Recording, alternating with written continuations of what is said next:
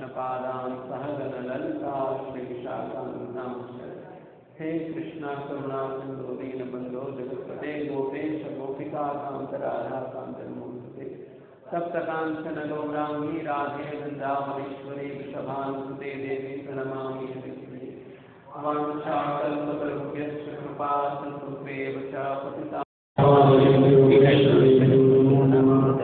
नमो विष्णुपादाय कृष्णपृष्ठाय नमस्ते सरस्वती देवी गौरवाणी प्रसादे जय श्री कृष्ण चैतन्य प्रभु नित्यानंद हरे कृष्णा हरे कृष्णा कृष्णा कृष्णा हरे हरे हरे राम राम राम हरे हरे।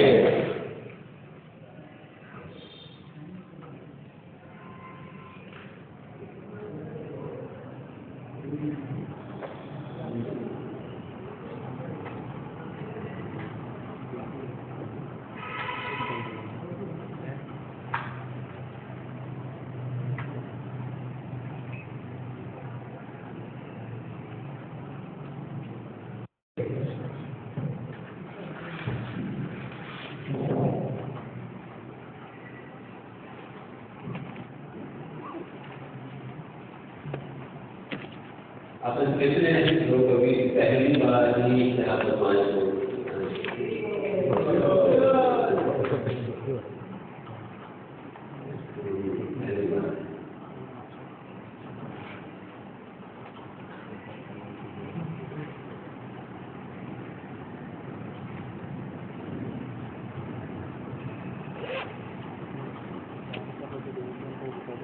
आप लोगों ने सुना ही होगा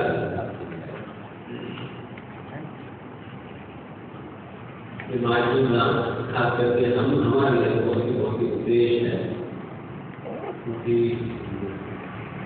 महापुरुष प्राकृतिक सिद्धांत हुआ कितना आंदोलन हुआ सिद्धांत हुआ और श्री गोपाल जी इसी स्थान को अपना पूजा करने के रूप में कहते हैं और साथ ही साथ स्थान का हेडक्वार्टर वर्ल्ड हेडक्वार्टर भी मायपुर धाम की है। तो इन सारे विशेषताओं के कारण और भी अनेक अनेक कारणों से ये मायपुर धाम हम सभी लोगों के लिए बहुत ही महत्वपूर्ण है। पंथ के हम आचरण में अनुसरण करने का जो हम प्रयास कर रहे हैं गौड़ी वाई का उसका जड़े जो है इसी स्थान से जुड़े हैं।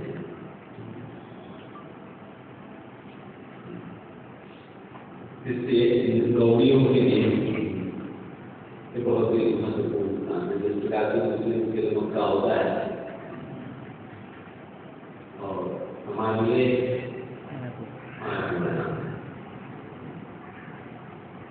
तो वैसा विशेष स्थान पर आकर के व्यक्ति अगर सुबह सुबह मंगला में आने में सो जाए तो क्या बनेगा। तभी कौन पाएगा मंगला में कौन नहीं हम पाएंगे।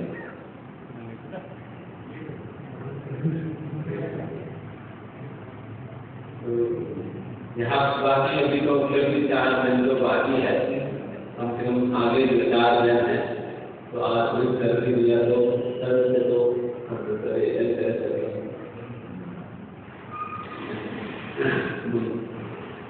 प्रोग्राम नहीं करना है। जितने भी सबसे तैयारी होंगे यहाँ पर और जहाँ पर भी हम जाएंगे, जहाँ पर प्रस्तुति करेंगे, कहीं हम प्रवचन करेंगे, उस प्रकार से जहाँ भी जाएंगे आप सभी साथ साथ करें।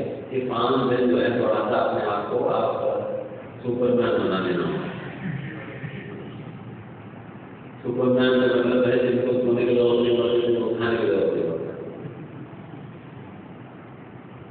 जो घूमने वाला तो सुपरमैन नहीं है। सुपरमैन असलियत में वो है जिसमें खाना पीना के बिना पर जो रह पाता है वही सुपरमैन है। थोड़ा बाकी 5 दिन के बाद तो घर जाकर सोना ही होगा। क्या करें, वहाँ पर जो भी खाना वाना है सोना है वो सारा वहाँ पर कर लेना इसका मतलब ये नहीं कि आपको प्रसाद नहीं होगा, प्रसाद भी होगा और सोने का समय भी होगा, पर जितना दिया जाए उतने ही संतुष्ट है।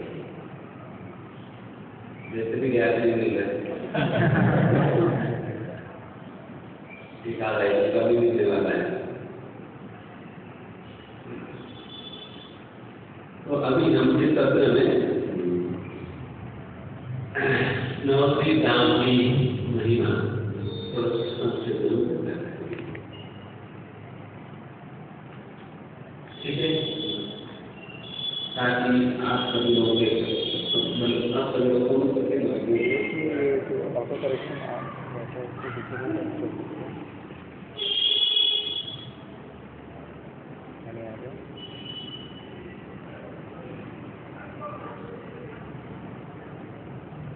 सबसे पहला श्रीमान चैतन्य महाप्रभु जो कि 540 वर्ष अभी अभी और पूर्णिमा हुई है, 540वां जन्मतिथि है, प्राकट्य तिथि है श्री चैतन्य महाप्रभु का।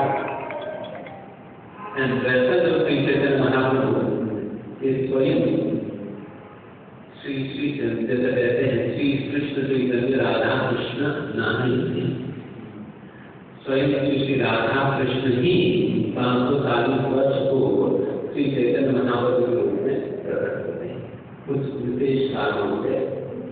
वैसा बाकी अन्य अवतारों के मुकाबले ये जो चैतन्य महाप्रभु के अवतार है ये उतना प्रचलित नहीं है जितना कि बाकी अन्य अवतार प्रचलित है, जैसे कि श्री कृष्ण के अवतार क्यों हो या भगवान श्री राम के अवतार क्यों हो, ये सभी बहुत ही प्रचलित है, विश्व विख्यात है और सभी भगवान के रूप में पहचानते हैं, जानते हैं। बट चैतन्य महाप्रभु के अवतार को बहुत ही गिने चुने लोग ही भगवान के रूप में या मतलब केवल अवतार ही नहीं बल्कि ये कोई अवतारी का मतलब है जिनसे सारे अवतार निकलते हैं, उन्हें अवतार कहते हैं। श्री कृष्ण को भी अवतारी कहा जाता है और चैतन्य महाप्रभु को भी अवतारी कहा जाता है क्योंकि इन्हीं से सारे अवतार निकलते हैं। और वैसा जो श्री चैतन्य महाप्रभु जो कि राधा और कृष्ण दोनों का मिलित स्वरूप है, तो वे इस धरातल पर इस प्रकार प्रकट हुए हैं।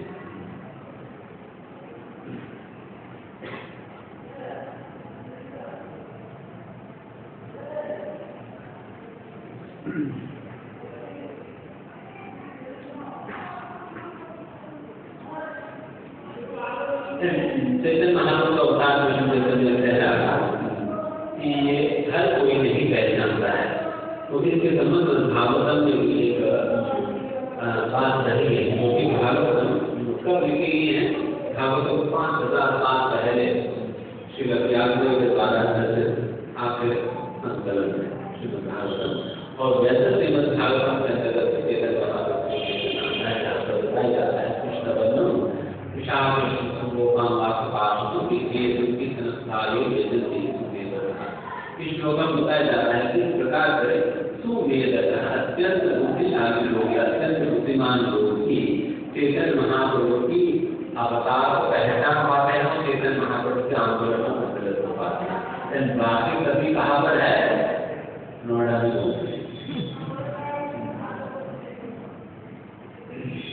है ना।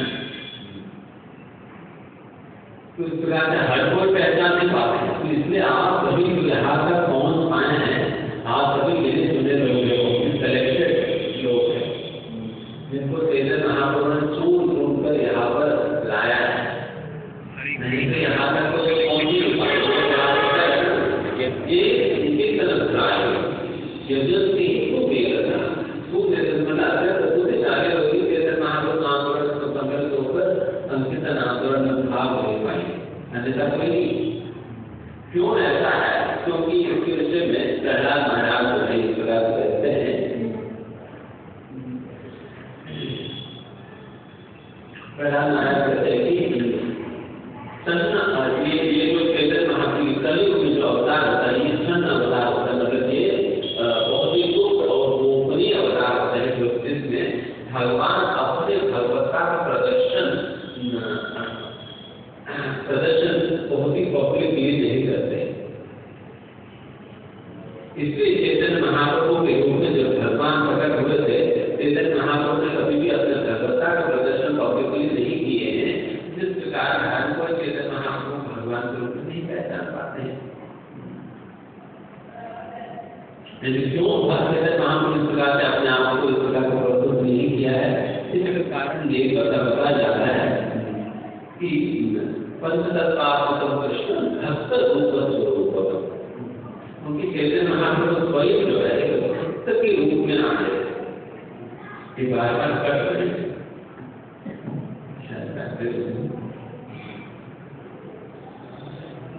चैतन्य महाप्रभु जो आए थे यहाँ पर एक भक्त के रूप में आए थे, भक्त की परिवेश में आए थे।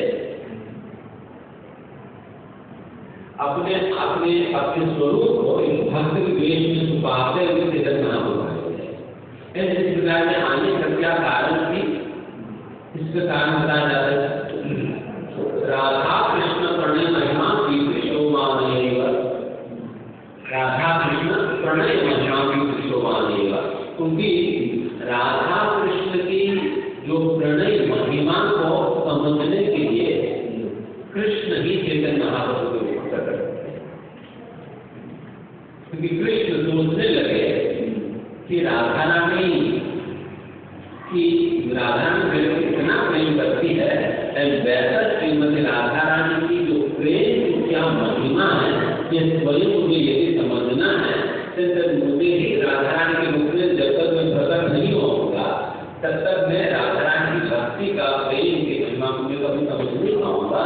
इसलिए मुझे ही अगर राधा रानी के प्रेम को मुझे समझना हो तो राधा रानी मुझे बनना ही होगा, तब जाकर राधा रानी की प्रेम की महिमा को मैं समझ पाऊंगा।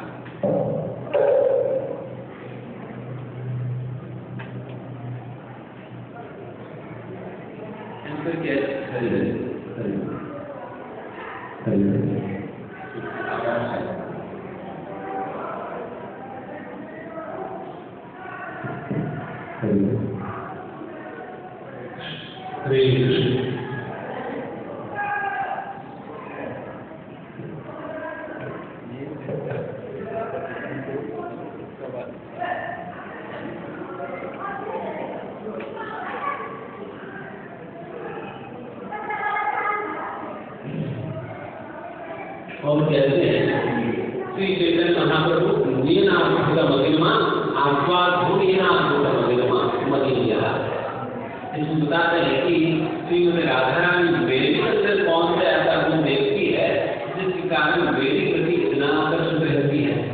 क्योंकि वैसा देखा जाए, शास्त्र में अंतर देखा जाए, जितने कुछ भगवान श्री कृष्ण होते हैं ना, उसका कई करोड़ों गुना अधिक गुण जो है राधा रानी, और जितना सुंदर भगवान श्री कृष्ण है उसका कई करोड़ों गुना अधिक सुंदर राधा रानी है। फिर कृष्ण सोचते हैं कि जब राधा रानी मेरे से अधिक सुंदर है और मेरे से अधिक गुण उनमें है, मेरे पीछे क्यों पड़ गई है? क्योंकि मेरे ऐसा दिखता क्या है कि मेरे पीछे पड़ी हुई है? तो ये बात कृष्ण को आश्चर्य लगने लगे कि क्यों मेरे पीछे पड़ी है और मेरे से इतना क्यों प्रेम करती है और मेरे से इतना आकर्षित क्यों है, ये कृष्ण को समझ नहीं आ रहा। तो इस बात को समझने के लिए कृष्ण चाहे कितना भी प्रयास करने पर कृष्ण को समझ नहीं आ पाएगी, तभी कृष्ण स्वयं जो है इस प्रकार से राधा रानी की,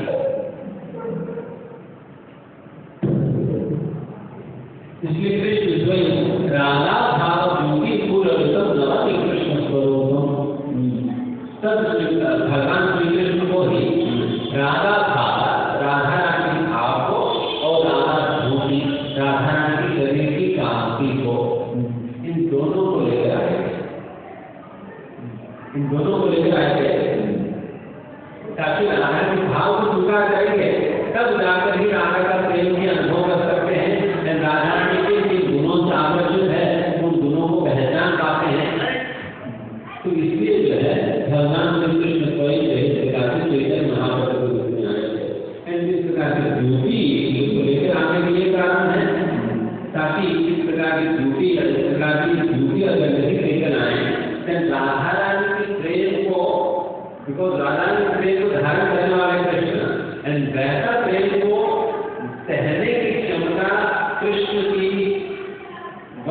बात नहीं है। कृष्ण का जो ड्यूटी है उसका वश की बात नहीं राधा रानी के प्रेम को सहने के लिए। तो फिर राधा रानी के प्रेम को सहने की सामर्थ्य और क्षमता केवल और केवल राधा रानी का ड्यूटी नहीं है। इसलिए केवल राधा भाव को लेकर आएंगे तो तब पर्याप्त नहीं हो पाएगी। राधा रानी की ड्यूटी को भी, राधा रानी के शरीर की शांति आभा शरीर को भी लेकर आना, ताकि वो शरीर में उस प्रकार की शक्ति है, ताकत है। तभी आप जाकर देखेंगे चैतन्य महाप्रभु जब राधा रानी के भावों को जब अनुभव किया करते थे, खास करके जब दिनांक के बाहर पर राधा रानी के भाव का अनुभव किया करते थे, रथ यात्रा के दौरान गंभीर में रहते थे, तो आप ऐसा ऐसा लीलाएं देखते हैं, सुनेंगे कि मतलब वो कोई साधारण शरीर में सारा भाव कह नहीं पाएंगे।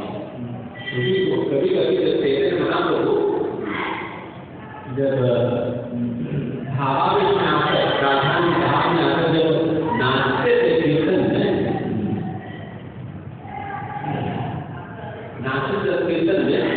तब कीर्तन महाप्रभु ऐसा उतरते थे कि लगभग ऐसे कि पक्षी की तरह आसमान लगभग उड़ नहीं पाए, इस प्रकार से उतरते थे। जब उतरते थे तो उनकी शरीर के सारे अंग एक दूसरे से अलग हो जाते थे। मतलब शरीर बाहर तो शरीर एक जैसे ही है, पर उनके सारे ज्वाइंट खुल जाते थे। सारे ज्वाइंट खुल जाने के कारण उनका शरीर जो शेप उठता है वो लगता था कि वो 15 मतलब 20 फुट का हो गया या 25 फुट का हो गया। तो आते इतने हो जाते थे और लगता था ये आगे में आदमी तो वैसा तो चैतन्य महाप्रभु का हाइट ही वैसे 7 फुट के थे। एंड फिर जब इस प्रकार से होता था तो लोग लगता था ये क्या है। एंड जब ऊपर से नीचे कूदते थे फिर लोगों को लगता था ये तो सोना का पहाड़ कूद रहा है। वो शरीर चैतन्य महाप्रभु शरीर की कांति उस प्रकार की है ना, स्वर्णिम कांति है, पिघला हुआ सोने की वर्ण है चैतन्य महाप्रभु शरीर की कांति। एंड उस प्रकार के आभा के साथ जब चैतन्य महाप्रभु नाचते थे, है ना, तो इसलिए चैतन्य महाप्रभु अपनी आभा के साथ, अपनी द्योति के साथ इस उन भावावेशों को सह नहीं पाते थे। इसलिए चैतन्य महाप्रभु को वैसा उनकी शरीर को लेकर आना ही पड़ा, उनकी द्योति को लेकर आना पड़ा था। और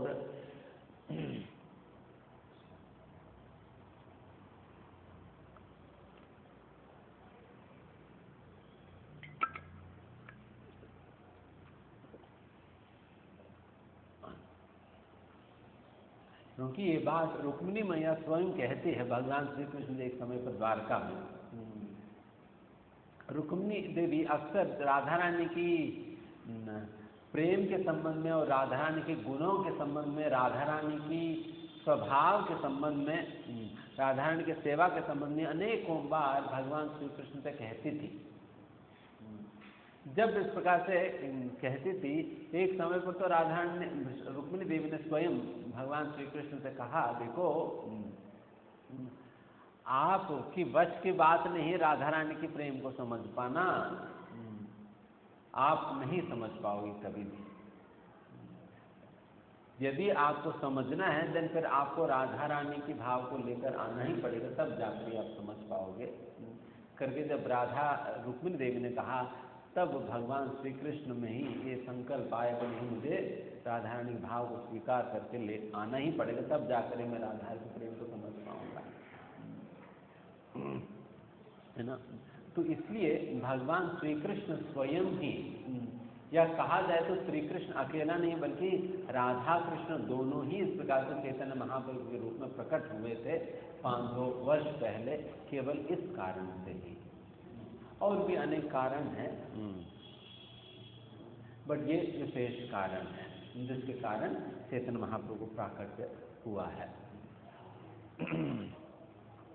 और वैसा जिस प्रकार से कोई भी अवतार को प्रामाणिक अवतार के रूप में तभी गिना जाता है, तभी स्वीकार किया जाता है जब उस अवतार की भविष्यवाणी जो है पहले से ही शास्त्रों में अनेक स्थानों पर की जानी चाहिए। उसी प्रकार से चैतन्य महाप्रभु का भी प्राकट्य का भविष्यवाणी जो है श्रील वेद व्यास जी ने भी अनेकों वर्ष पूर्व ही चैतन्य महाप्रभु प्राकट्य का 4,500 वर्ष पूर्व ही चैतन्य महाप्रभु प्राकट्य के संबंध में भविष्यवाणी अनेक शास्त्रों में अनेक संदर्भों में उल्लेख किया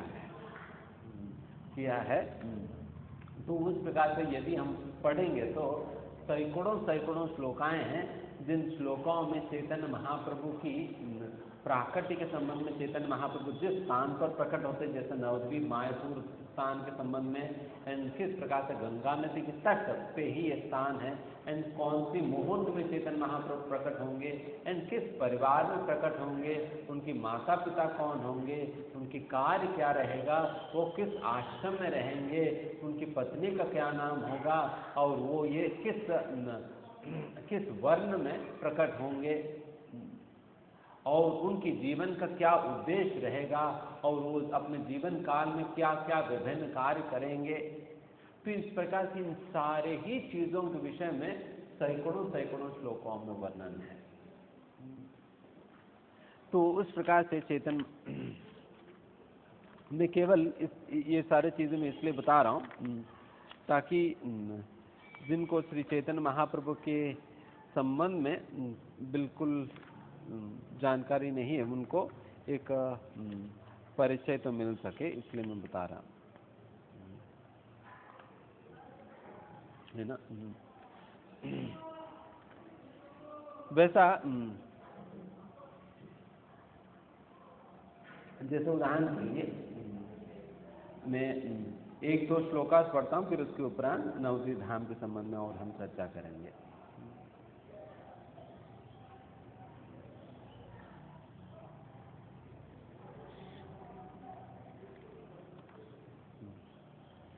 ये वायु पुराण में कहा जाता है, कलो संकीर्तनारंभे भविष्यामि सचेतुतः स्वर्णदी तीरम आस्ताया नवद्वीपे जनाश्रये तत्र द्विजाकुलश्रेष्ठे भविष्यामि द्विजालये। इसमें बता रहे हैं कि कलो संकीर्तनारंभे, कलयुग में संकीर्तन को शुरुआत करने के लिए, संकीर्तन आरंभे, संकीर्तन को शुरुआत करने के उद्देश्य से चैतन्य महाप्रभु प्रकट होंगे। एंड भविष्यामि सती सुतः, इनके ये कब होगा, ये भविष्य में होगा, सती माता के पुत्र के रूप में होगा। इसका मतलब सती माता की मतलब उनकी माँ कौन होंगे पहले से बताई गई है। स्वर्ण नदी कहाँ पर होंगे, स्वर्ण नदी तीरम, गंगा नदी की तीर पे तट पर होगा। नवद्वीपे जनाश्रय, एंड ये कौन सा स्थान पे होगा, एंड ये कौन सा स्थान कहलाएगी, ये नवद्वीप में, नवद्वीप नामक स्थान पे। और आप कहाँ बैठे हैं अभी, नवद्वीप में। तत्र द्विज कुल श्रेष्ठ, एंड फिर ये कहाँ पर मतलब कौन सा कुल में प्रकट होंगे, द्विज कुल में, जो कि ब्राह्मण परिवार में। तो इस प्रकार की ये सारे बातें ये वायु पुराण पहले से बताई गई हैं। उसी प्रकार से गरुड़ पुराण में साधवकलि काले सूत्यक्षान्यते सेवनम वृंदावन्ये अथवा क्षेत्रे नवखंडे वसंती वा। इसमें बहुत ही विशेष बात बताई जा रही है, ये नवद्वीप धाम कितना महत्वपूर्ण बताए जा रहे हैं यहाँ पर। ये गरुड़ पुराण से, गरुड़ पुराण में बताए जा रहे हैं कि कलयुग में साधवक कलि काले तु,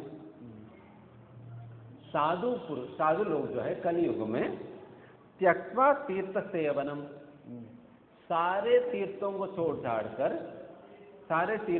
छाड़ कर वृंदारण्य अथवा क्षेत्रे, सारे बाकी अन्य सारे तीर्थों को छोड़कर सारे साधु जो है केवल वृंदावन और नवद्वीप में आकर रहेंगे, बाकी सारा तीर्थों को छोड़ देंगे। बिकॉज कलयुग में सबसे विशेष जो है ये नवद्वीप धाम और वृंदावन ही है। तो इसलिए कुछ समय में आप देखेंगे कि किस प्रकार से सारे के सारे संत पुरुष महात्माएं जो है इसी स्थान पर आकर रहने लगेंगे, नवद्वीप धाम में और वृंदावन में, बस और कहीं नहीं। और वैसा कोई और अन्य स्थान पे मुक्त संकलन तंत्र करके तो उसमें बताया जाता है कुरुक्षेत्रम कृते तीर्थम त्रेतायाम पुष्करम स्मृतम द्वापरे नैमिषारण्यम नवकंडम कलो किला। इसमें बताया जाता है सतयुग में तीर्थ है कुरुक्षेत्र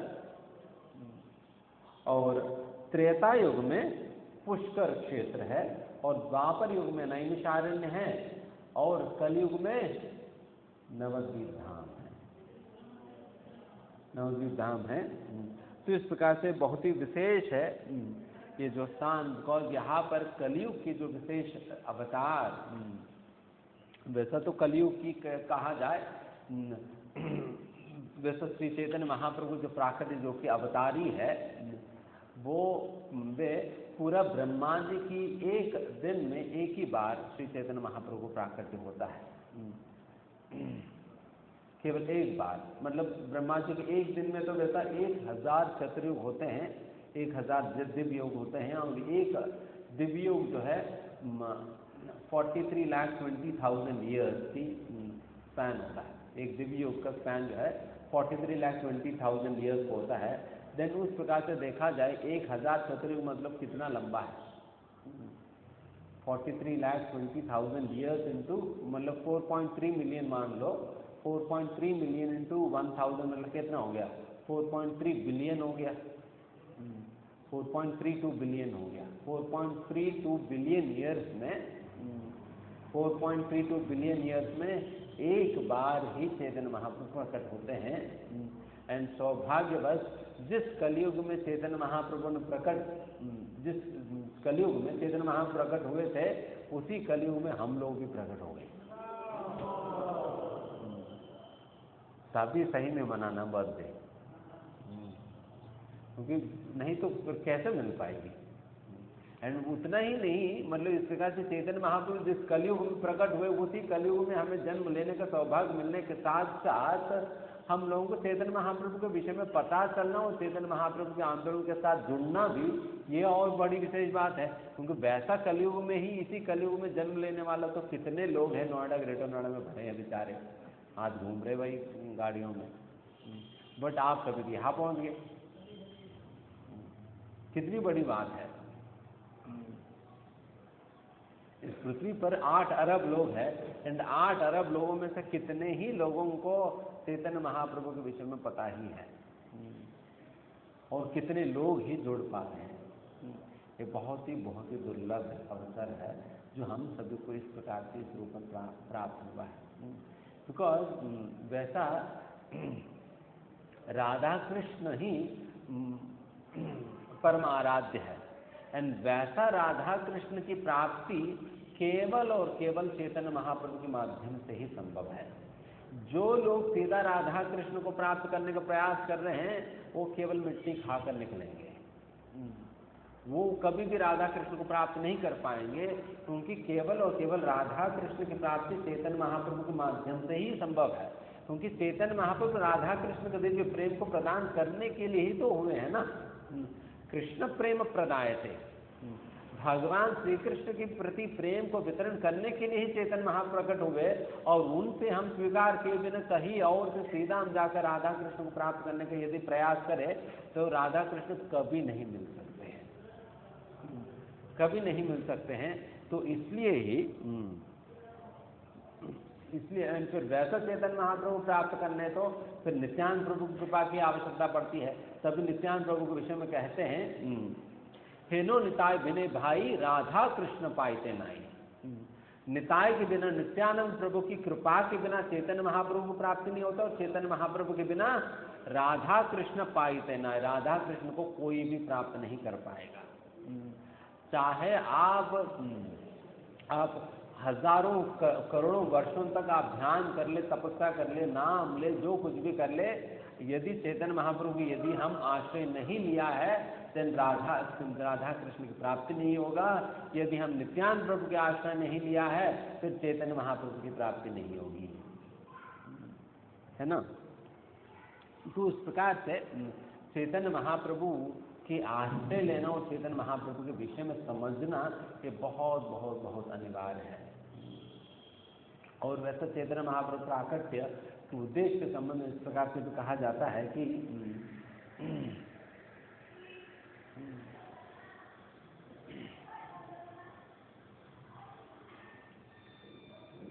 श्री राधारा महिमा प्रेम रस सीमा जगत जाना होगी। श्रीमती राधा रानी का प्रेम की महिमा को कौन समझ पाता यदि चैतन्य महाप्रभु नहीं आए होते। यदि चैतन्य महाप्रभु नहीं आए होते तो इस दुनिया में किन को कैसे पता चल पाएगा कि राधा कृष्ण की क्या प्रेम है और राधा रानी की क्या प्रेम है। राधा रानी के प्रेम को समझाने के लिए तो चैतन्य महाप्रभु प्रकट हुए हैं, है ना। तो उस प्रकार से समझते हुए हम थोड़ा सा भी वैसा जो जिस स्थान पर चैतन्य महाप्रभु प्रकट हुए हैं एंड वो है नवद्वीप धाम और मायापुर, तो उस स्थान के संबंध में हम थोड़ा सा संक्षिप्त में हम चर्चा करेंगे उस परिचय के साथ। और नित्यानंद प्रभु कौन है? जैसा मैंने कहा चैतन्य महाप्रभु राधा कृष्ण अन्य नहीं अन्य, और नित्यानंद प्रभु भलराम होइलो निताय, स्वयं बलराम जी ही नित्यानंद प्रभु के रूप में प्रकट हुए थे। और जितने भी भगवान श्री कृष्ण के संग में जितने भी पार्षद थे वे ही सभी चैतन्य लीला के अंतर्गत विभिन्न पार्षदों के रूप में प्रकट होते हैं। विभिन्न पार्षदों के जैसा कि रामानंद राय और स्वरूप दामोदर ही ललिता विशाखा देवी है। जिस प्रकार से रासलीला में भगवान श्री कृष्ण की सहायता या श्री कृष्ण के संग में रास करने हेतु ये सारे गोपियां प्रकट हुई थी, तो उसी प्रकार से इस चैतन्य लीला में संकीर्तन लीला में भाग लेने हेतु ये सारे जितने भी भगवान श्री कृष्ण के ही पार्षद है वे सभी इस चैतन्य लीला में चैतन्य महाप्रभु विभिन्न पार्षदों के रूप में प्रकट होते हैं। इसलिए जितने भी चैतन्य महाप्रभु पार्षद रहे वे सभी दिव्य है, अलौकिक है, इस मतलब इस भौतिक धरातल के नहीं है, हम जैसा साधारण जीव तो नहीं है। इसलिए बताया जाता है गौरांगेर संगी गणे नित्य सिद्ध कोरी माने जे जायाय ब्रजेंद्र सुतपा। जो लोग भी इस बात को जानकर पहचानते हैं जो चैतन्य महाप्रभु के जितने भी पार्षद हैं वे सभी नित्य सिद्ध कोरी माने, ये सभी नित्य सिद्ध है। इस बात को जो लोग पहचानते हैं और विश्वास करते हैं वही लोग असलियत में ब्रजेंद्र सुतपास। ब्रजेंद्र सुत कौन है? कृष्ण के पास वही लोग जा पाएंगे। कृष्ण के पास वही लोग जा पाएंगे जो कि चैतन्य महाप्रभु जितने पार्षद हैं उन सभी लोगों को नित्य सिद्ध के रूप में जानते हैं, नित्य पार्षदों के रूप में पहचानते हैं, वही लोग जा पाएंगे। एंड ये भी बताया जाता है श्री गौर मंडल भूमि देव जान चिंतामणि जयी हो ब्रजपुरे बार। एंड जो लोग इस बात को पहचानते हैं कि श्री गौर मंडल भूमि, श्री गौर मंडल भूमि मतलब ये जो स्थान जहाँ पर हम बैठे हैं ये गौर मंडल है। जैसा ब्रज मंडल होता है एंड वैसे ही यहाँ पर गौर मंडल होता है। और ब्रज मंडल क्षेत्र जो है 84 क्रोस का है एंड वैसे ही गौर मंडल भूमि जो है 16 क्रोस का होता है। 84 क्रोस परिक्रमा कहते हैं ना, वैसा यहाँ पर जो है 16 क्रोस का परिक्रमा होता है, 16 क्रोस होता है। एंड ये 168 माइल्स है, 168 माइल्स की सर्कमफ्रेंस है। ये 270 किलोमीटर की सर्कमफ्रेंस है पूरा। ये 16 क्रोस का मतलब है, इतना एरिया है।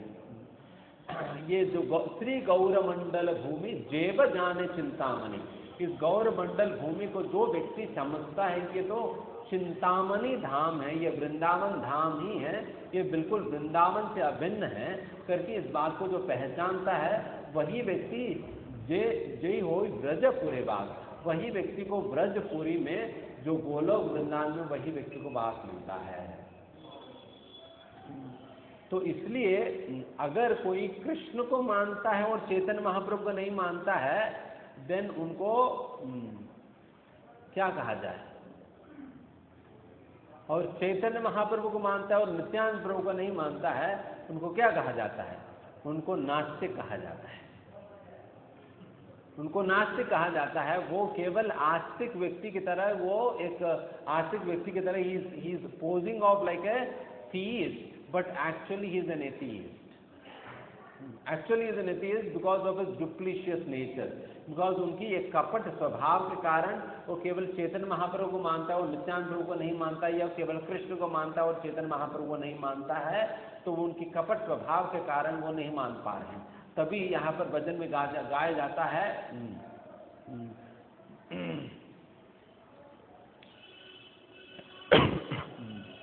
सुदृढ़ विश्वास करो, हमें सुदृढ़ विश्वास, सुदृढ़, दृढ़ मतलब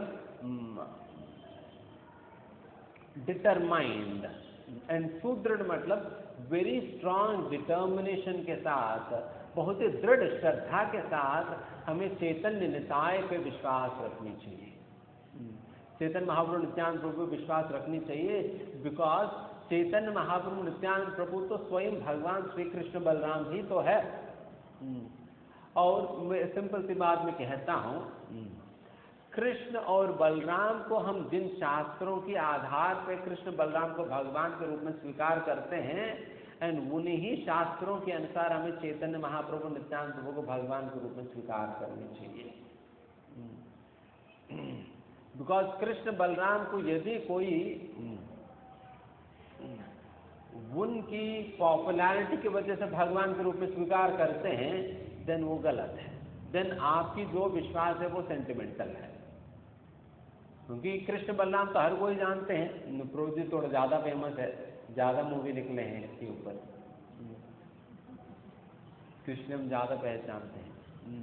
पॉपुलैरिटी के आधार पर अगर कृष्ण बलराम को भगवान के रूप में जानते हो, देन फिर आपकी श्रद्धा जो है वो सेंटिमेंटल है। हमें कृष्ण बलराम को भी भगवान के रूप में इसलिए स्वीकार करते हैं क्योंकि कृष्ण बलराम को भगवान के रूप में शास्त्रों ने कहा है। उन्हीं ही शास्त्रों ने चैतन्य निताय को भी, नित्यानंद प्रभु गौर निताय को भी भगवान के रूप में उन्हीं शास्त्रों में घोषित किया है। इसलिए उन्हीं शास्त्रों के आधार पर ही चैतन्य महाप्रभु नित्यानंद प्रभु को हमें भगवान के रूप में स्वीकार करते हैं। एंड जो लोग उस प्रकार से विश्वास करते हैं, एंड वही लोगों के विषय में क्या कहा गया है, एंड वही व्यक्ति असलियत में कृष्ण को प्राप्त कर पाएगा, और इस गौर मंडल को वृंदावन से अभिन्न क्षेत्र के रूप में जो पहचानता है, वही व्यक्ति वृंदावन में वास प्राप्त कर पाएगा, है ना। यहाँ तक समझे आप सभी लोगों ने? नींद आ रहे? प्रसाद खाने के बाद और नींद आएगी, इसलिए अभी जग जाओ। एंड जिनको नींद आ रहे हैं वो खड़े हो जाओ। यहाँ पर कई पिल्लर खड़े हैं, तो इस प्रकार से आप भी लोग खड़े हो जाओ। खड़े होकर सोना बेहतर है बैठकर सोने से। और एक वैष्णव सेवा भी किया जा सकता है। क्या सेवा है? एक दूसरे को आप जगा सकते हो, ये वैष्णव सेवा है। वैसे धाम में आकर वैष्णव सेवा करना, आप एक बार किसी को उठाएंगे 1000 बार उठाने के फल मिल जाएगी आपको।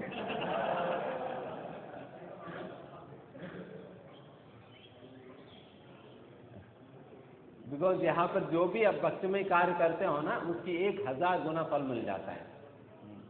तो इसलिए एक बार उठाए तो 1000 बार उठाने की फल मिल जाएगी। क्योंकि भक्तों को सोया हुआ भक्तों को उठाना एक वैष्णव सेवा होता है। वैसा तो चैतन्य महाप्रभु प्राकट, इसलिए वो दीव जागो गोरधान न बोले। चैतन्य महाप्रभु तो जगाने के लिए तो प्रकट हुए थे। आप सभी लोग को जगाए तो तभी तो आप लोग यहाँ तक पहुँच गए। अगर सोते हुए होते दिन फिर तब तो नोएडा में आएंगे। आप सभी जग गए तभी तो यहाँ पहुँच गए ना। वहाँ नोएडा वाले क्या कर रहे हैं? पोता निद्रा जाओ मेला पिछाच फिर खोले। वे सभी तो माया के पिताची की गोदे में बेचारे लेटे हुए हैं, खराटे मार रहे हैं सभी। आप सभी तो जग गए तभी तो यहाँ पहुँच गए। फिर यहाँ पर आकर फिर सो गए तो फिर क्या कहा जाए। मगर फिर भी धाम का ऐसा महिमा होता है, अगर कोई व्यक्ति आकर धाम में आकर सोता भी क्यों ना हो, बिल्कुल लेट कर भी सोता हो, ऐसा माना जाता है कि साष्टांग दंडवत प्रणाम करने के पल उन्हें मिल जाता है, ऐसा होता है।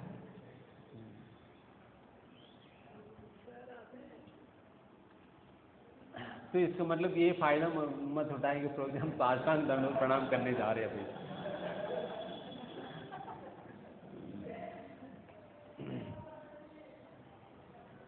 ठीक है, तो हम आगे बढ़ते हैं नवद्वीप मंडल के विषय में। बेसिकली मैं अभी तक मैं इंट्रोडक्शन में बता रहा था ताकि चैतन्य महाप्रभु के विषय में कई लोगों को पता नहीं है तो फिर उनको बता।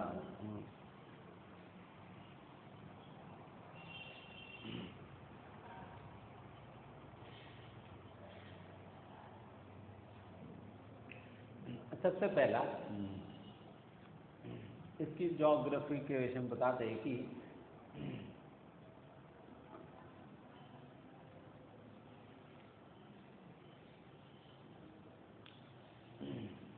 ये पूरा जिस प्रकार से व्रजमंडल है वैसा गौरमंडल क्षेत्र है, और व्रजमंडल 84 क्रॉस है एंड यहाँ पर 16 क्रॉस है एंड 168 किलोमीटर की सर्कमफ्रेंस है, 270 किलोमीटर की सर्कमफ्रेंस है। तो इस प्रकार की इस गौरमंडल भूमि में नदिया डिस्ट्रिक्ट है, नदिया डिस्ट्रिक्ट है, और नदिया डिस्ट्रिक्ट में नवद्वीप धाम एक शहर है जिसमें 9 द्वीप है। 9 द्वीप होने के कारण इसे नवद्वीप कहा जाता है। और यहाँ पर 16 विभिन्न प्रकार के नदियाँ बहते हैं। आज के समय पर तो कई नदियाँ तो लुप्त हो चुके हैं, एंड जितने भी नदियाँ गंगा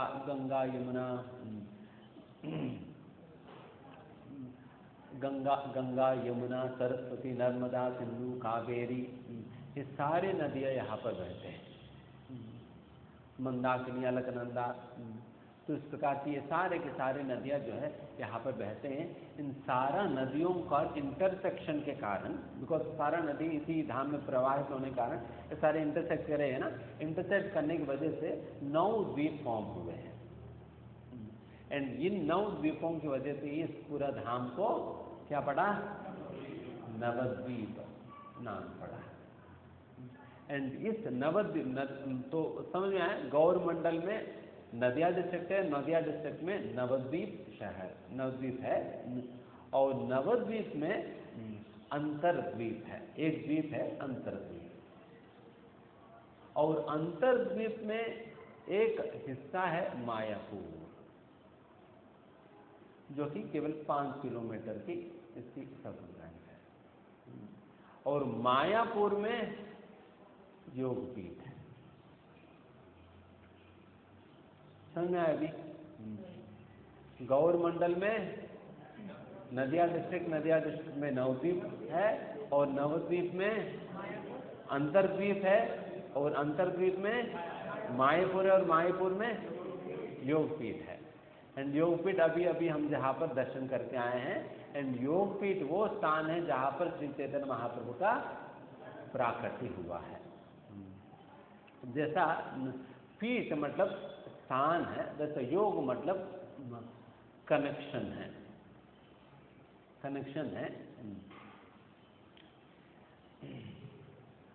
तो वैसा इस स्थान को योगपीठ इसलिए इस प्रकार से कहा जाता है क्योंकि जिस स्थान पर स्वयं अवतारी कृष्ण प्रकट होकर अपना संबंध इस दुनिया के साथ जोड़े हैं, इसलिए उसको योगपीठ कहा जाता है। समझ में बात? जिस स्थान पे अवतारी कृष्ण भगवान श्री कृष्ण प्रकट होकर इस भौतिक दुनिया के साथ अपना संबंध को जोड़े हैं, तो उस स्थान को योगपीठ कहा जाता है। बिकॉज योग का मतलब है कनेक्शन बनाना, और पीठ का मतलब है स्थान। उस स्थान के आधार पे, उस स्थान के माध्यम से चैतन्य महाप्रभु ने भगवान श्री कृष्ण इस भौतिक दुनिया के साथ एक संबंध जोड़ा है। उस संबंध जोड़ने के कारण उसको योगपीठ कहा जा रहा है। एंड वहाँ पर आप लोगों ने नीम का पेड़ आप लोगों ने देखा ही है।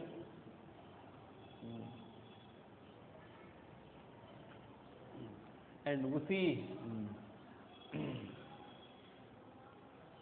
नीम का वृक्ष के नीचे ही श्री चैतन्य महाप्रभु प्राकट्य होता है। आप देखिए, मतलब हम कितना भाग्यवान है कि जहाँ पर चैतन्य महाप्रभु खुद प्रकट हुए हैं उस स्थान पर जाकर हम लोगों ने दर्शन किया आज। कितना भाग्यवान है। एंड उस नीम का वृक्ष के नीचे प्रकट होने के कारण ही चैतन्य महाप्रभु का नाम निमाय पड़ा। और एक और कारण भी है निमाय रखने का, क्योंकि सती माता को चैतन्य महाप्रभु के पूर्व विश्वरूप प्रकट हुए, और विश्वरूप का पूर्व जो है 8 पुत्रियां प्रकट होती है, बट वे सभी जो है बचपन में ही वे सभी तिरोगत हो जाते हैं। तो उसके कारण फिर सभी लोगों के मन में डर है, हो सकता है ये भी जो अभी जन्मा है वे भी तिरोगत हो जाए। तो उस डर के कारण फिर उन लोगों ने सोचा कि हम इस बच्चे के नाम जो है इस नीम का वृक्ष, जो कि नीम कड़वापन के लिए जाना जाता है ना, एंड कोई भी कड़वा फल नहीं खाना चाहेगा। और यमराज जी भी जब ले जाने आएंगे इनका नाम यदि हम निमाय रखेंगे तो कड़वापन की वजह से हो सकता है वो छोड़ दें। समझ में आए बात? इसलिए उनके नाम जो है इस प्रकार से निमाय रखा गया, ताकि वो खड़वापन के कारण यमराज जी छोड़ देगा, तो उस कारण से जो है यहाँ पर निमाय करके नाम रख दिया। तो वैसा निमाय का नामकरण, निमाय का जन्म जो है वहाँ पर ही हुआ। तो इसलिए वैसा जब तक चैतन्य महाप्रभु इसी भूमि पर अपनी लीलाएं कर रहे थे, चैतन्य महाप्रभु निमाय पंडित के रूप में ही जानते हैं, निमाय पंडित के रूप में ही जानते हैं। एंड हम भी अपनी ऑल्टर में जब चैतन्य महाप्रभु की हम आराधना करते हैं, निमाय का ही स्वरूप में हम आराधना करते हैं ना, है ना? नहीं तो रंग बिरंगी धोती कैसे पहना देंगे आप सन्यासी को? बाल है, मुंडन होने के पहले की बात है, और बिल्कुल खूब अच्छा रंग बिरंगी धोती पहना देते हैं। तो ये सारा निमाय स्वरूप में ही हम चैतन्य महाप्रभु का हम आराधना करते हैं। नहीं तो सन्यासी को कैसे हम श्रृंगार कर पाएंगे? नहीं कर पाएंगे। तो इस प्रकार से नवद्वीप धाम है मायापुर, और मायापुर नगरी को मायापुर भी नाम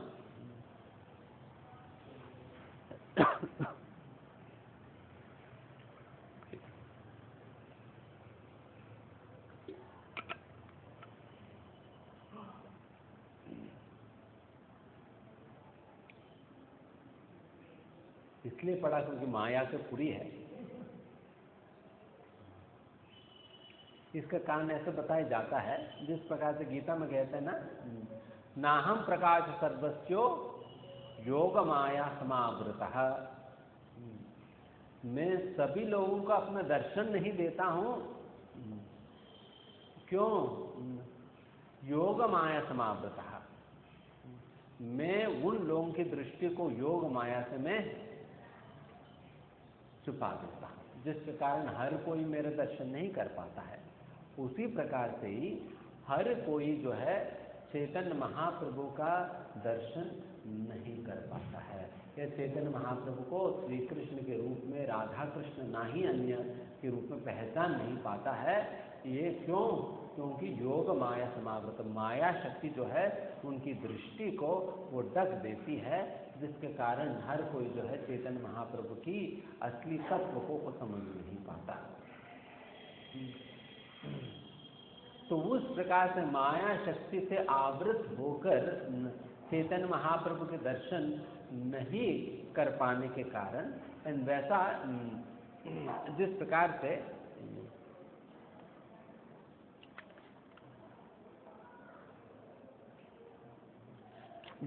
से यहाँ पर बताया जाता है कि कौन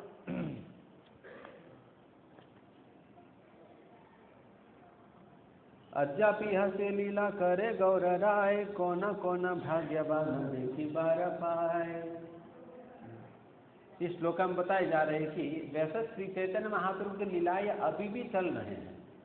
जैसा वृंदावन में भगवान श्री कृष्ण की लीलाएं अभी भी चलते हैं ना, इसलिए वृंदावन में जाकर अगर ब्रजवासियों से आप अगर इस प्रकार से बात करोगे कि भगवान श्री कृष्ण ने ये लीला किए थे करके, I mean if you talk in some past tense में यदि आप बात करोगे ना, देन इमीडिएटली रिप्रिमेंड यू, वो तुरंत आपको रोकेंगे।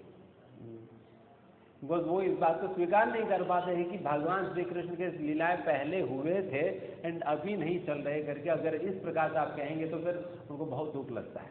रादर हमें वहाँ पर जब भी भगवान श्री कृष्ण की लीलाएं हम कहते हैं, हमें हमेशा पास्ट कंटिन्यूअस टेंस में बोलना चाहिए,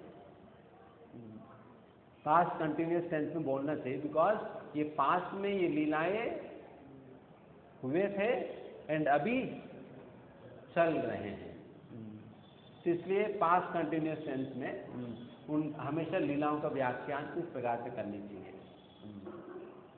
उसी प्रकार से ही यहाँ पर भी श्री चैतन्य महाप्रभु की लीलाएं ये हुए थे नहीं, चल रहे हैं, अभी भी चल रहे हैं। इसलिए बताया जा रहा है कौन कौन भाग्यवान देखी बारे पाए।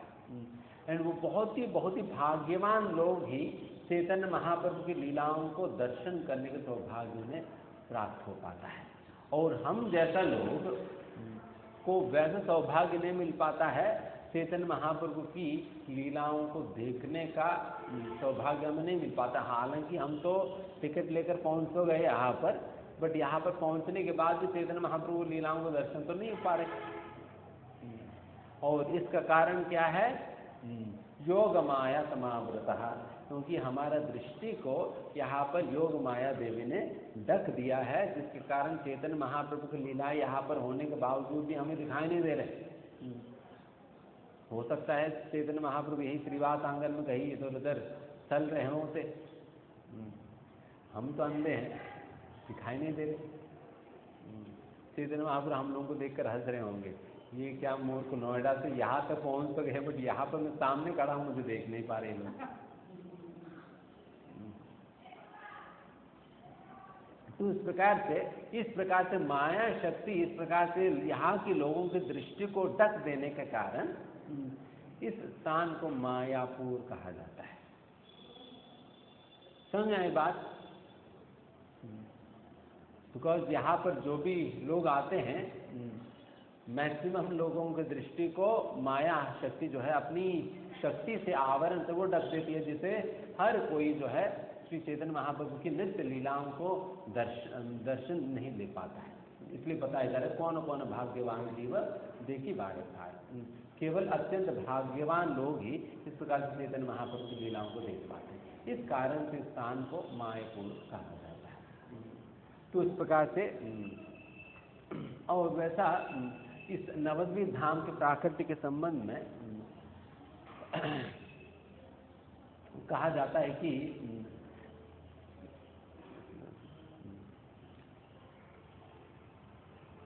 वैसा भागवतम में 10 विषय है।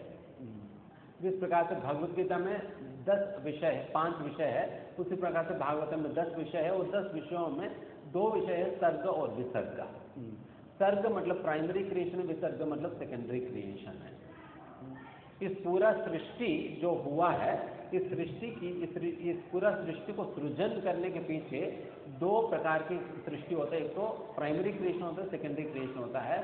और सेकेंडरी क्रिएशन करने वाला ब्रह्मा जी होते हैं, और प्राइमरी क्रिएशन करने वाला स्वयं विष्णु भगवान होते हैं, स्वयं विष्णु होते हैं। तो ब्रह्मा जी सेकेंडरी क्रिएशन करने का मतलब, इसका मतलब ये होता है कि जितने भी तत्व इस पूरा सृष्टि को बनाने के लिए उपयोग होते हैं, जो कि भूमिर अपो नलो वायर कम मनो बुद्धि रेवचा, earth water air fire ether मन बुद्धि अहंकार, इन सारे तत्वों का सृष्टि जो है भगवान विष्णु करते हैं। इन ये सारा चीज़ों की सप्लाई जब विष्णु भगवान जो है ब्रह्मा जी को देते हैं, तो इन सारा चीज़ों को उपयोग करके ब्रह्मा जी जो है ये पूरा सृष्टि करते हैं, जोड़ जाड़ कर सृष्टि करते हैं। जैसा कि कोई इंजीनियर जो होता है, वो इंजीनियर जो है वो उनको अगर मिट्टी दे दिया जाए, सीमेंट दे दिया जाए, ईंट दे दिया जाए, वो सारा स्ट्रक्चर बनाएगा, लोहा वगैरह दे दिया जाए स्ट्रक्चर बना पाएगा। यदि इंजीनियर को मिट्टी और सीमेंट और ईंटों का सप्लाई अगर नहीं करे तो वो बना पाएगा? अपने आप मिट्टी का क्रिएट कर पाएगा? अपने आप सीमेंट खुद से कर पाएगा? नहीं ना, उनको कोई ना कोई सप्लाई करेगा तो इन सारे चीज़ों को लेकर वो बनाता है। उसी प्रकार से ब्रह्मा जी को भी इन 5 तत्वों को सप्लाई अगर भगवान करे तो इन 5 को उपयोग करके भगवान जो है ये ब्रह्मा जी जो पूरा सृष्टि बनाते हैं। तो इसलिए उनको सेकेंडरी क्रिएटर माना जाता है और विष्णु को प्राइमरी क्रिएटर माना जाता है। एंड वैसा विष्णु भगवान भी जो भी प्राइमरी क्रिएशन कर रहे हैं, तो उनका पीछे भगवान श्री कृष्ण होते हैं। भगवान श्री कृष्ण होते हैं। इसलिए ये बात ब्रह्मा जी खुद ब्रह्म संहिता में इस बात को कहते हैं ना, ब्रह्मा जी वहां पर कहते हैं, भगवान जो भी शक्ति मेरे अंदर है, जिस कारण से, जिस शक्ति की मदद से मैं सारा जो सृष्टि कर रहा हूं, वो सारा शक्ति तो मुझे तो आपसे ही तो मिल पा रहे हैं। ब्रह्मा ये जगदंड विधान करता,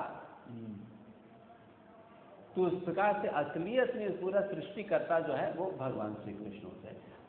तो इस प्रकार से भगवान श्री कृष्ण का ही इच्छा से विष्णु भगवान प्राइमरी क्रिएशन करते हैं, फिर ब्रह्मा जी जो है ये सेकेंडरी क्रिएशन करते हैं।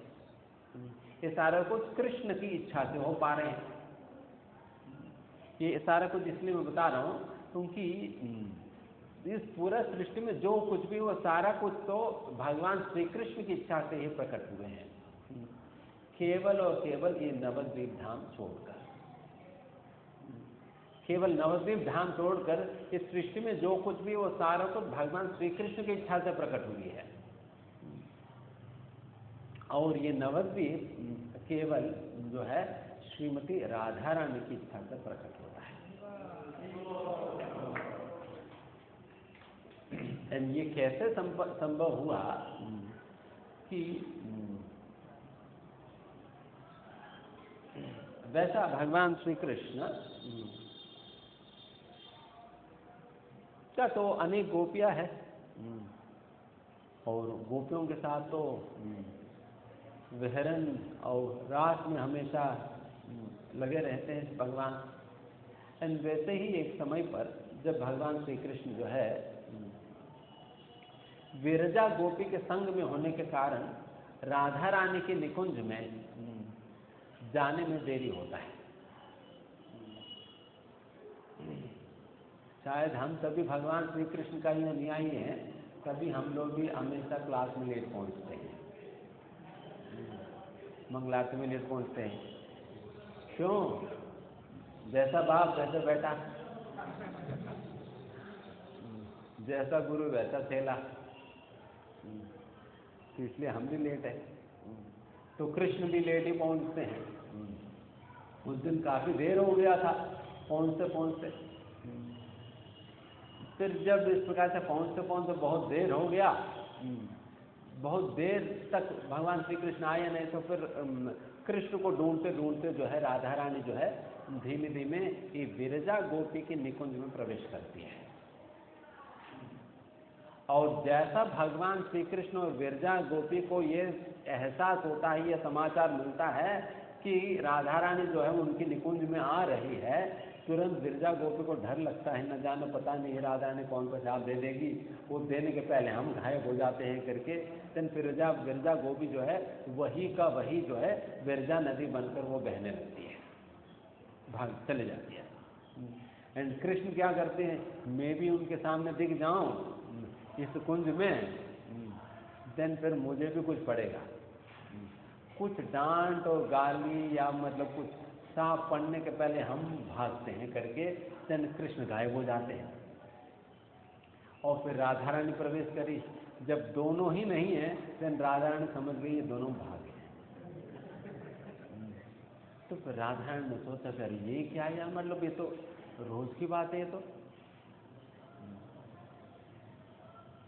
तो हम ऐसा कुछ करते हैं, इनको इस प्रकार से विरजा गोपी के निकुंज में आने पर जरूरत ही क्या पड़ा है।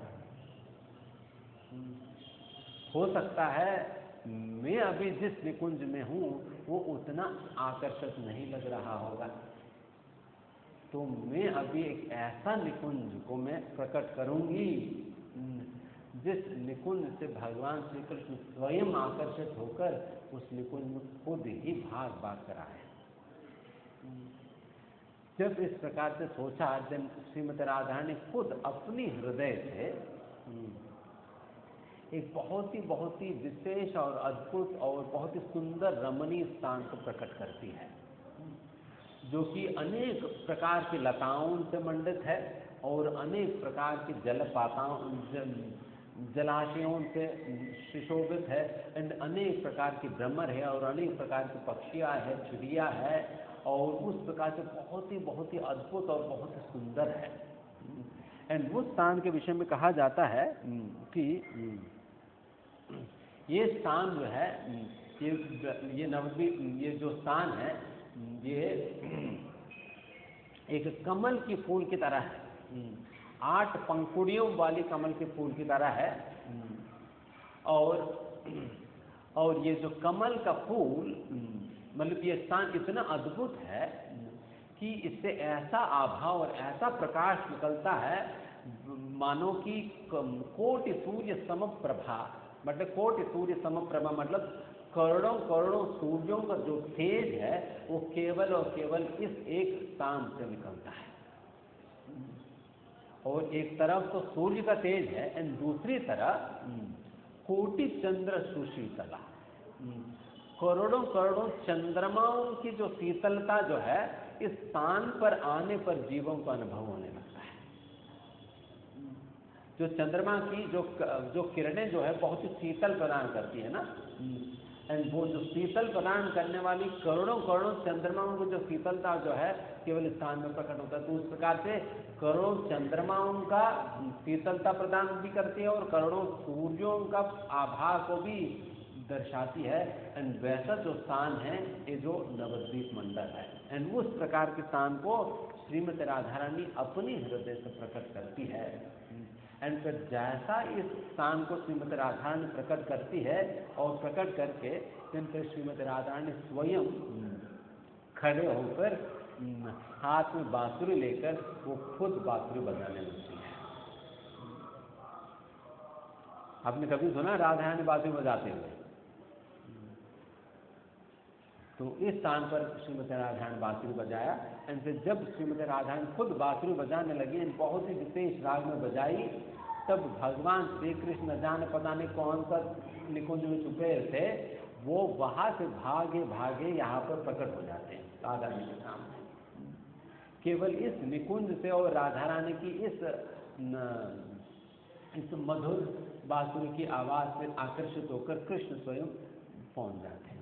तो इस प्रकार से इस स्थान में श्रीमती राधा रानी और कृष्ण का मिलन होता है, एंड इसलिए इस स्थान को नव वृंदावन कहा जाता है। इसलिए स्थान को नव वृंदावन कहा जाता है। एंड इसलिए ये जो नव शब्द का एक अर्थ तो नव भी है एंड दूसरा अर्थ तो नया भी है, नयापन, न्यूनेस। इसलिए इसको नव वृंदावन कहा जाता है, न्यू वृंदावन। एंड और इस स्थान में जैसे मैंने कहा 16 विभिन्न प्रकार की नदियाँ जो है बहती है, जिस कारण उनकी इंटरसेक्शन की वजह से अनेक प्रकार के द्वीप बने हैं। तो इसलिए भी इन सारे स्थानों पर द्वीप की आकार होने के कारण भी इसको नवद्वीप कहते हैं। नवद्वीप कहते हैं, नव वृंदावन कहते हैं। तो इस प्रकार से ये जो नाम इसका उस प्रकार से पड़ा है।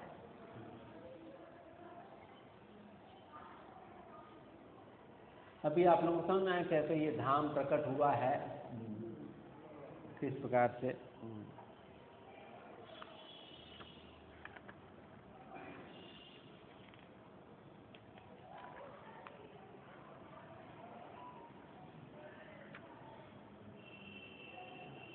इसलिए बताया जाता है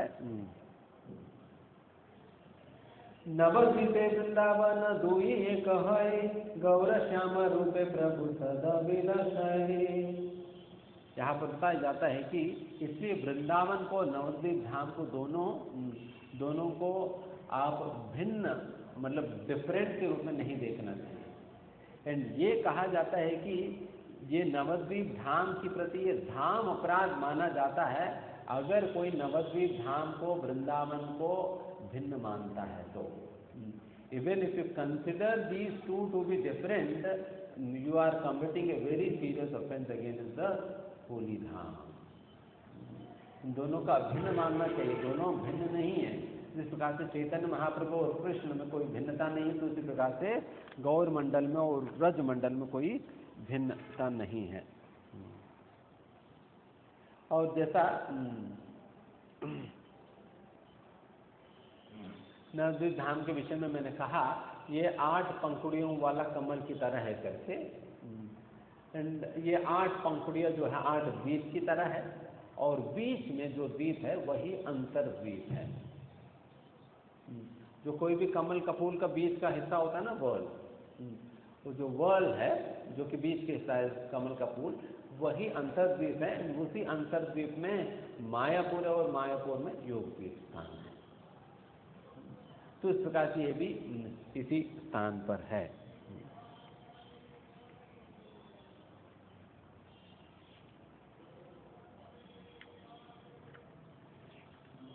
और एक और बहुत ही महत्वपूर्ण बात मैं कहता हूँ,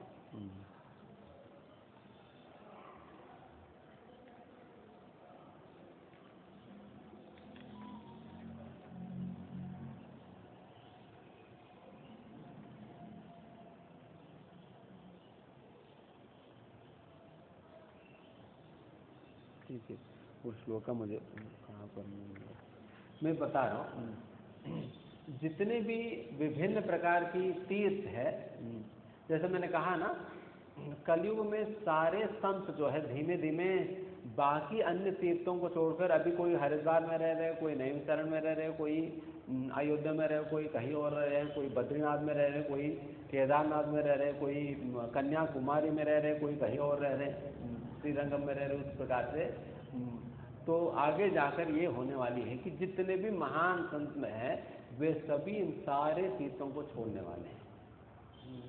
इन सारे तीर्थों को छोड़कर वे सभी इस नवद्वीप धाम में ही आकर वास करेंगे, नवद्वीप और वृंदावन में वास करेंगे बस। एंड इसका कारण भी बताया जाता है कि जितने भी तीर्थ है वह सारे तीर्थ जो है नवद्वीप धाम में आपको मिलेगा। जितने भी तीर्थ है सारे तीर्थ नवद्वीप धाम में मिलेगा। एंड मैं वो श्लोका में ढूंढ रहा था, वो मिस हो गया। वो श्लोका में बताया जाता है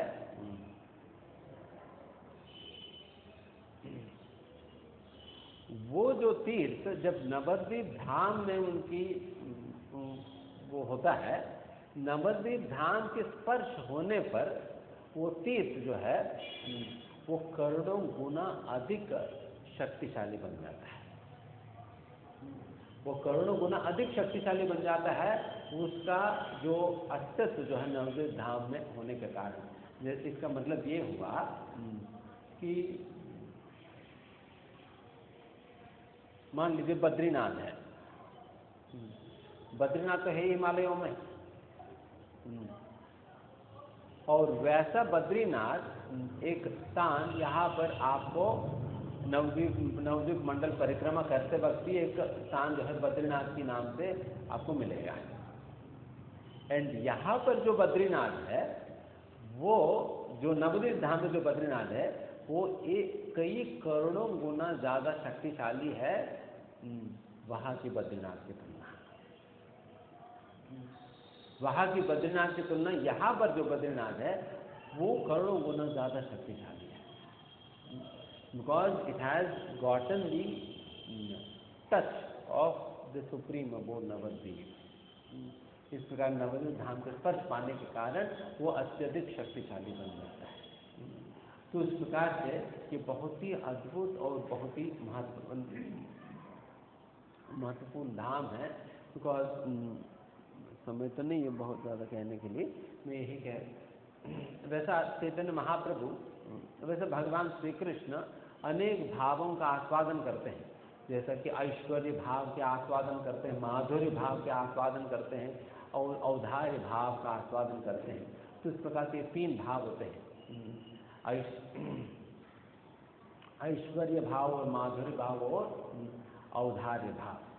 ऐश्वर्य भाव के आस्वादन भगवान जो है वैकुंठ में करते हैं और माधुर्य भाव के आस्वादन वृंदावन में कृष्ण के रूप में करते हैं और औदार्य भाव के आस्वादन जो है भगवान श्री कृष्ण इस भूमि पर गौर अवतार में करते हैं। तो इस प्रकार से ये जो अवतार है चैतन्य महाप्रभु की, ये अपने अत्यंत औदार्यता के कारण औदार्यता के लिए जाना जाता है, औदार्यता के लिए जाना जाता है। तो इसलिए ये बहुत ही अद्भुत अद्वितीय धाम है। तो फिर यहाँ पर हम आगे थोड़ा प्रसाद लेंगे, प्रसाद लेने के बाद यहाँ से प्रस्थान करेंगे। फिर जितना हो सके फिर उतना हमने वर्णन किया धाम के संबंध में, बाकी अन्य बातें आप लोगों को आगे पता चलेगा। ठीक है, किसी का कोई प्रश्न है, कुछ पूछना चाहते हैं तो?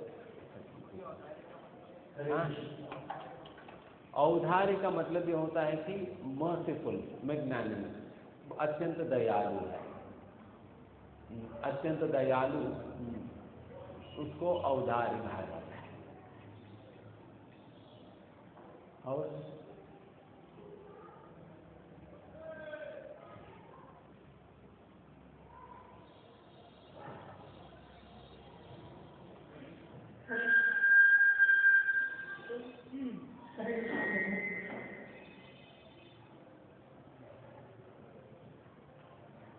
जैसे कि आपने पहले बताया प्राइमरी और सेकेंडरी क्रिएशन के बारे में, उसमें एक जगह डिस्कस किया प्रभु आपने इस बारे में कि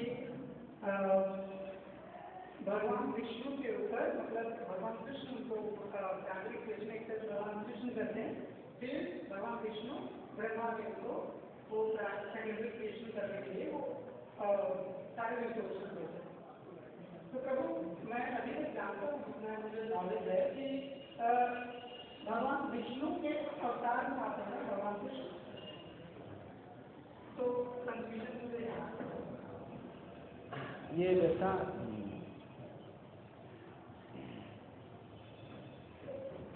ये वैसा साधारणतः लोगों को ये कंफ्यूजन रहता है जब तक वो प्रॉपरली एक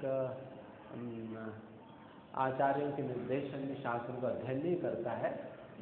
बिकॉज सभ्य समाज में इस प्रकार की एक मिसकंसेप्शन है जो कि गलत है।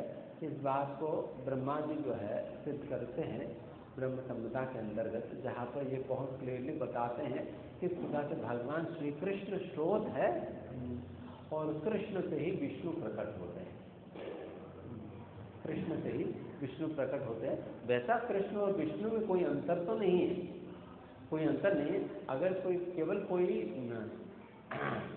कोई कॉज एंड इफेक्ट की बात अगर करे, कौन स्रोत है कौन परिणाम है, तो फिर कहना चाहिए भगवान श्री कृष्ण स्रोत है और भगवान श्री कृष्ण विष्णु जो है उनसे निकला हुआ रूप है ना। और हाँ,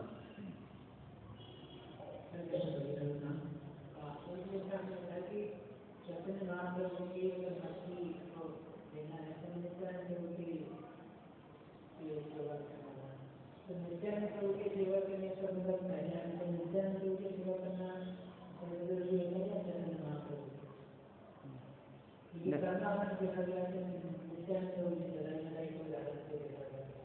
नित्यानंद प्रभु का हम सेवा करते हैं, फिर उनके माध्यम से हम चैतन्य महाप्रभु को सेवा करते हैं। और नित्यानंद प्रभु को सेवा करने का मतलब है, वो नित्यानंद प्रभु आदि गुरु है, गुरु ही नित्यानंद प्रभु के प्रतिनिधि होते हैं, तो इसलिए गुरु का सेवा करने पे नित्यानंद प्रभु को सेवा होता है, नित्यानंद प्रभु को सेवा करने पे चैतन्य महाप्रभु को सेवा होता है, चैतन्य महाप्रभु को सेवा करने पे राधा कृष्ण की प्राप्ति होता है।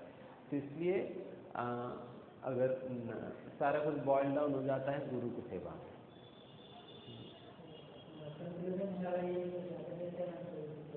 हाँ, गुरु का सेवा में कंक्लूजन।